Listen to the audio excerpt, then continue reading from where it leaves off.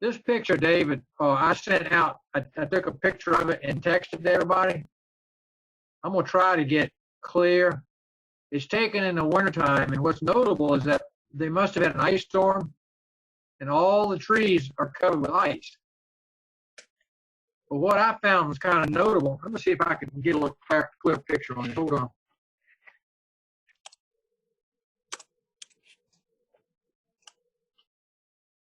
That big white oak tree that's down above the spring, I never really stopped to consider it, but I think one reason that particular white oak tree is so freaking big, its roots were down in that spring. It got water, it got all the water it ever wanted. And that probably explains why that one white oak grew to such large dimensions, because just downstream of that, that's where the spring came out. That's right. And I remember Daddy was around as a young man when they built that spring house. And at that point, there was still a couple of the uncles, like Ben and Owen and George. A couple of them were still around the farm. And they helped Grandma Tyree build that spring house, a proper spring house. And what they did was they poured concrete, and they were trying to form the spring and inside a homemade concrete culvert. And Daddy said that the uncles attempted to get in there with a bucket and drain it in order to put the form for the concrete in, and they could not drain the spring. It was flowing so much they couldn't keep up with it. So that particular spring is as I remember, I don't think anyone ever recalls it ever going dry. Even the worst drought never did. Yeah, even during the driest of summers. I think you're right. Yep. The other thing Dad used to say, he used to teach. I never did like going inside that spring house. They used to keep in the before a refrigerator showed up, they kept perishables down there. And he would go down. Grandma would send him down there to get butter and things. They'd keep that down in the spring house, keep it cool. And he used to remark about how large the spiders were inside the spring house. He didn't like them too much. He used to talk about them being as big as his hand. I doubt it was that large, but they must have been big ones. And they would build webs. And you'd walk in the spring house door, you could walk right in the web. And he used to dread that. But the other story was that when they were growing up, he and Walter William used to spend their summers up there. And, Grandma Tyree would watch them. And, it must have been a great place to go as a little boy. But their job was to keep the kitchen filled with water. Since back in those days, there was no power, no pump. And so they would have to every day carry buckets from the spring up that hill on this path you can see. If you look closely, see if I can get my finger on it. You can make out the makings of a little path right through there. That was the route they took back in those days. And I think when they were working back carrying buckets of water, it was probably well defined. But Daddy used to say he and Walter William used to listen for thunder. If they heard thunder, they ran around throughout the house and made sure every downspout had a bucket under it. They get all the water away.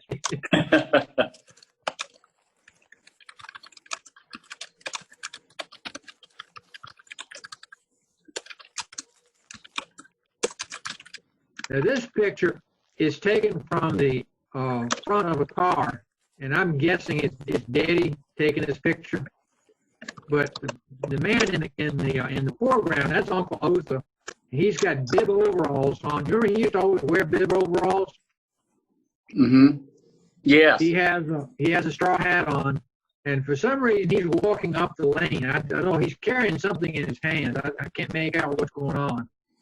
But if you look directly behind him, you can see some trees, and those trees would be associated with one of the tobacco barns.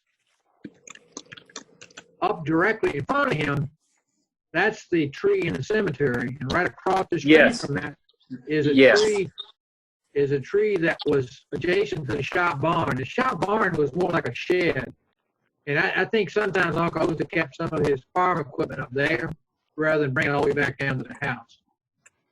but he's walking up the lane. Based on the shadow, that would probably be in the morning. He's probably starting his day. He's got some task he's getting ready to do up at the top of the lane. I'm guessing because he's walking, he must have left the tractor and such up at the shop barn. This field right in here, I listened to Claire's commentary back years and years ago when she was a little girl.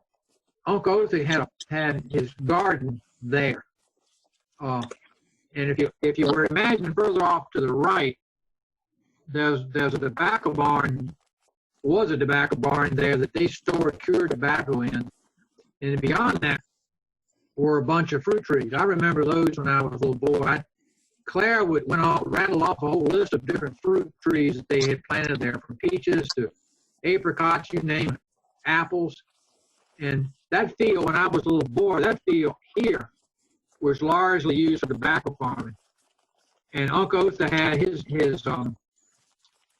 gardens generally on the other side of the road. He had a small field within the Houston woods that he used for his garden most of the time.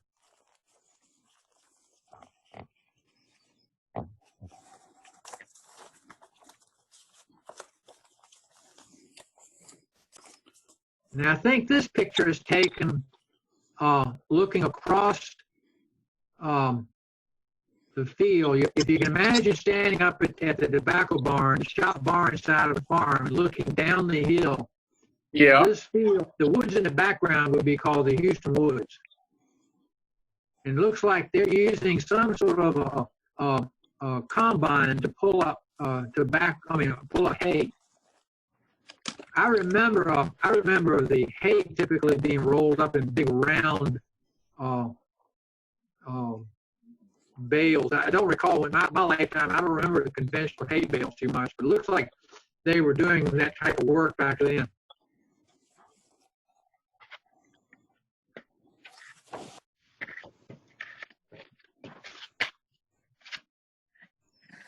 Oops, get up there. Now this is taken from a different perspective. This is still looking down across that same field. The Houston Woods are on the right. I think that building in the far background, that's probably up there in the Mitchell store or something. That may be one of their outbuildings or something. Well, who do you think took these pictures, Steve? I have a hunch Daddy did. Uh-huh. These are, well, I say they're Daddy's because they came out of a cardboard box filled up with about 100 different pictures, and they all had his fingerprints on them. Because this is probably a 1950-ish picture. I'm almost betting this is Daddy. You can make out closely the tractor on the right side of that picture. Yes. That's the tractor. It looks like it's turning. He's turning the thing around, coming back towards the person taking the picture. Now that may be Uncle Otha on the tractor. I remember one of his tractors had 4 wheels. Anyway.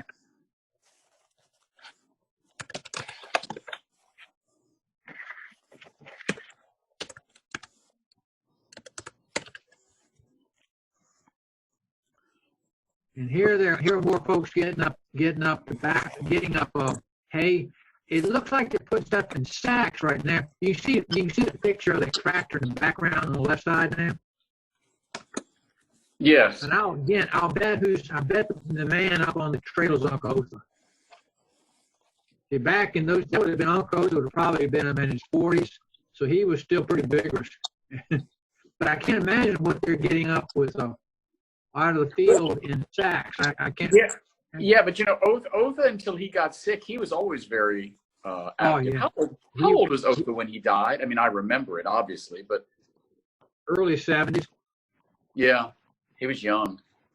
I remember him talking to Daddy as he approached 70. He and Daddy were talking. I was eavesdropping. Uncle Otha was telling him that he said as he got to 70, he could still do most everything he always used to do. He just couldn't do it as long. Mm-hmm. I remember him saying that. And I can speak to you. He was right. Yeah. I'm going to be 70 in 2 weeks, so I know what I was talking about. It's going to be your 70th. What's the day, Steve? Middle of July. That's close enough. But what's the exact date? I know I have it somewhere. 16th. We're not going to go on a record on that. Let's change the subject. 16th. I'll tell you. Thank you, Brent. Yep. Yep, already had it. I had it down there already, so I just had to check my calendar. But anyway, this picture again, the elements of this picture are worth noting. That chicken house that you and I remember, David, I used to get there. It must have been there forever. Yeah, I used to. I'm just old enough to remember going into the chicken coop with Grandma Horde and sometimes Margaret and getting eggs. I think I may have even done it a couple times with Mama. Yeah, but if I try to interpret this picture, and that little girl's Murph Flag, and I think it is, she's talking to the lady in the foreground, correct? We're looking at her back, and I almost bet you that'd be on Helen. I'll bet you. Mm-hmm. She's saying something, and a car is either being loaded or most of the time in those days when we visited up the country, we would arrive, all Mark and Alcoza would be unaware. They would be in the house. But they always walked us out to the car when we left. And one of the most striking memories I have of Alcoza, he never, when we drove away, he never left the, he would be typically standing right in this area, right in here. Yeah. He'd be waving, but he never turned to walk back into the house until our cars got out of sight. I used to look back. He always stood there and kind of what I call looked us away. Yeah. I do that now myself. It's just a memory of him. The way he was wishing us well until we got out of sight. I remember one time we left there and we were coming back to Richland, and Grandma was in the car, and we had driven over to Union Hall kind of leisurely, got on 40, and driven about another 5 miles. So we had not gotten to Gretna. And I looked back in the back and noticed a car was coming up on us real fast. And it turned to be Omar and Otha. We had left something. And I think we left some vegetables. And they'd gotten motion to try to catch us. And they must have driven 20 miles. And Uncle Otha liked to drive. And he was clipping along pretty good because Daddy was driving the speed limit. So they had gone back in the house, I'm sure, found the vegetables still in the kitchen. And you can just imagine what was happening. Mark would say, "Oh, we gotta go," the way she would. And they were and no one drove faster than Margaret. Yeah, but Uncle Otha was driving. I remember the specific because I was the one that gave Daddy a heads up. Hey, it's all Mark and Uncle Otha behind us. And when he realized, he slowed down and they caught up. And we all had a big laugh and another set of hugs. And then we went on our way. They turned and came on back down to the farm. But that's a nice story. You're going to have to be real careful with these boxes Grandma gave me. I don't think she fully knew what was in them. Okay.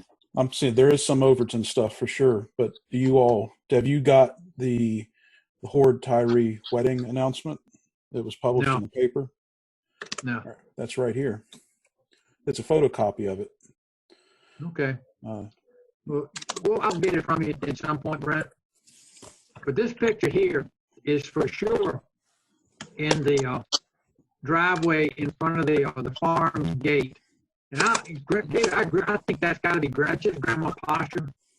Yes, it looks like her. Stand.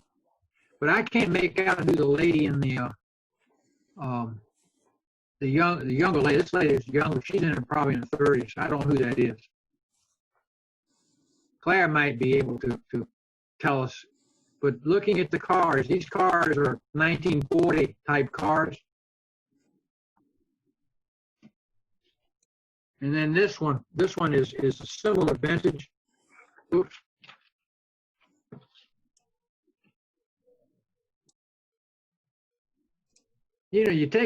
Back then they didn't take pictures just carelessly. No, they were more conscious of when they were taking pictures. Yeah.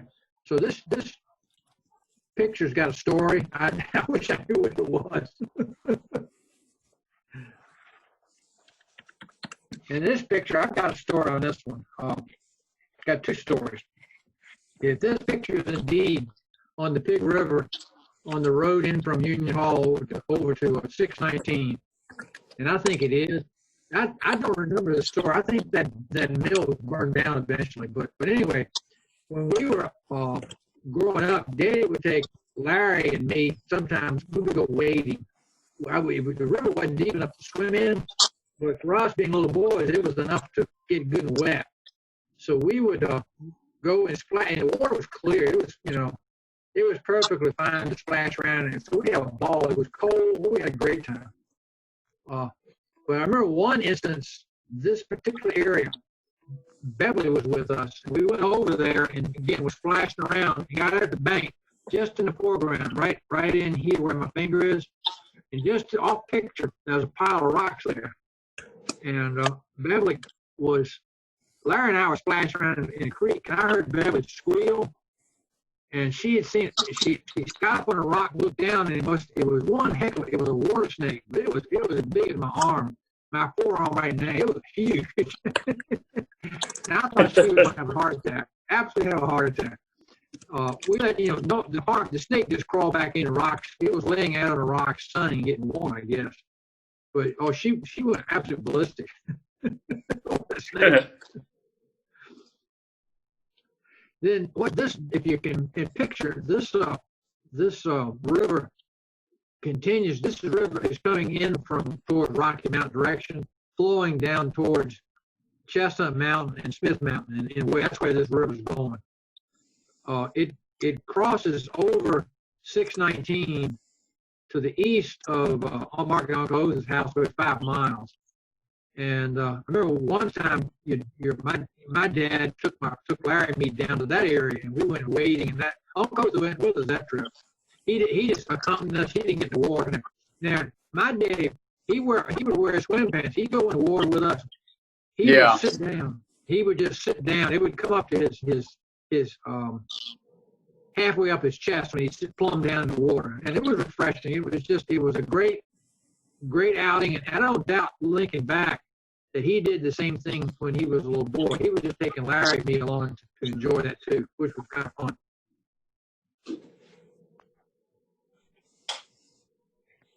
Then I got a couple pictures. I'll just record them anyway. This is my dad and mom. I won't stay up.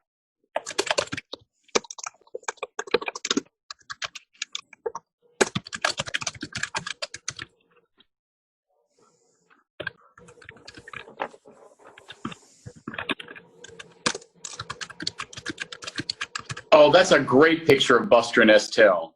Yeah.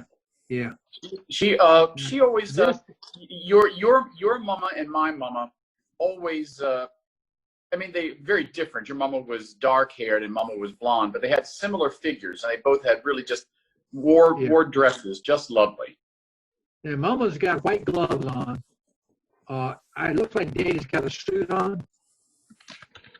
Looking at, he got cuffed pants, and mama's wearing high heels. So they've been out somewhere. They've been dressed up. This is some outing. I can't place where it is, but based on their age, this is probably before I was born. So this would have been the late 40s, sometime between 1945 and 1950, somewhere in there, I expect. In this picture,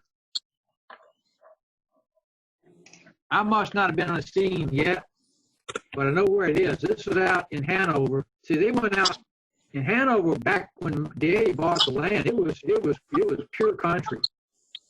And so I suspicion this was when they were just beginning to discover Hanover County. And I came on the scene pretty shortly after. We lived above Grandma Woodward for 2 years while Daddy built the house out there. Really? I didn't know that. Yeah, we lived. I lived in the second floor of the brick house. Now I don't remember it real well, but I know they told me that story. And we lived above Grandma Howard for 2 years until Daddy was able to get the house finished sufficiently to move in. And the house that you probably have been in, David, was a 2-story house. Yes. It was not, the upstairs bedrooms were not fully finished until I was in college. He roughed them out. So we basically lived in the first floor of that brick house out there for almost 20 years. Then Daddy gradually finished it off, and then he finished the bathroom on that house when I got married. My mom said to him, "You're not going to let your daughter-in-law come in this house and not have a bathroom up there." And so he went ahead and finished it.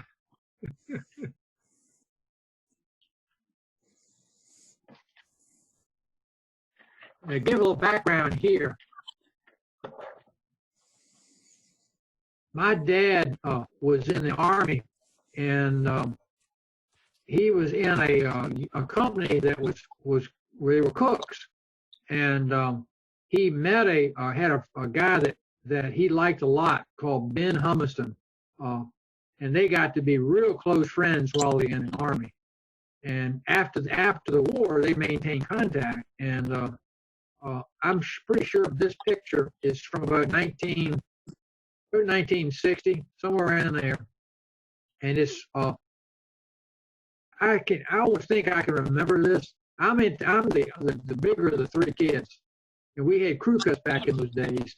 This is up in New York State, north of New York City, about 40 miles.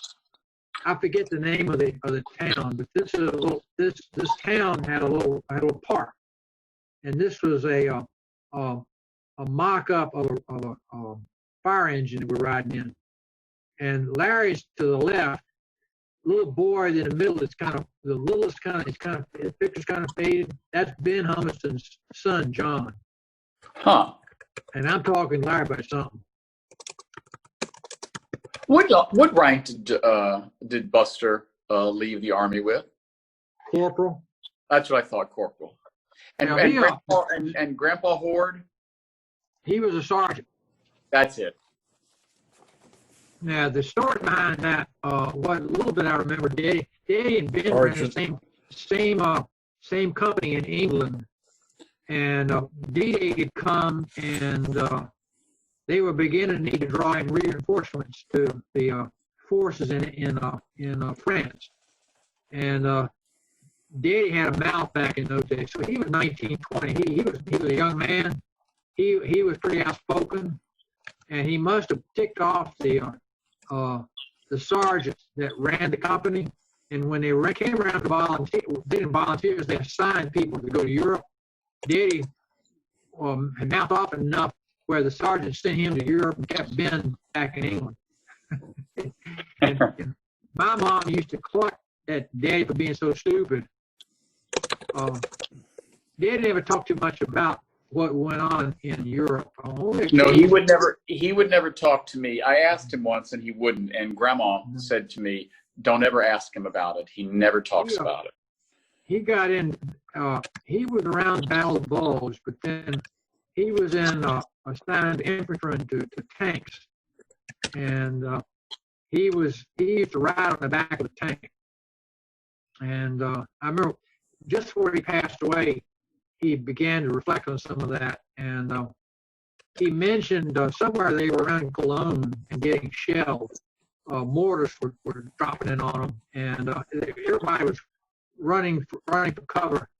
And Dad must have been scared out of his mind because they were just mortar shells were dropping all around them, and he had gotten in some kind of a shell hole, and apparently a German soldier who was wounded. He said he was an SF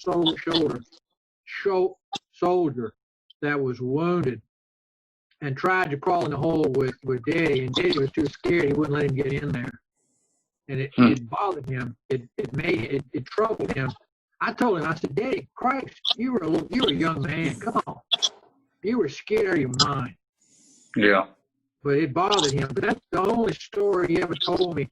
He did say at one point he didn't think he ever hurt me. He said, "I shot at a couple of people. I don't think I hit them." Mm-hmm. But he never did want to talk too much about what one.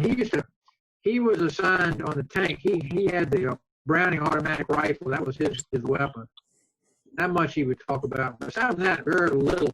He would talk more about happy times with Ben back in England. But anyway, this picture here is one I didn't realize what I had initially, but then I looked closer, and the little girl with the patterned dress, that's my mom.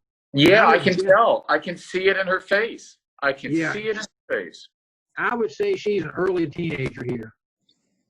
Real early teenager. So whenever we get a chance to talk with my cousins, Lisa is one that knows a lot about family history. She may be able to identify some of these. This is a pretty good picture.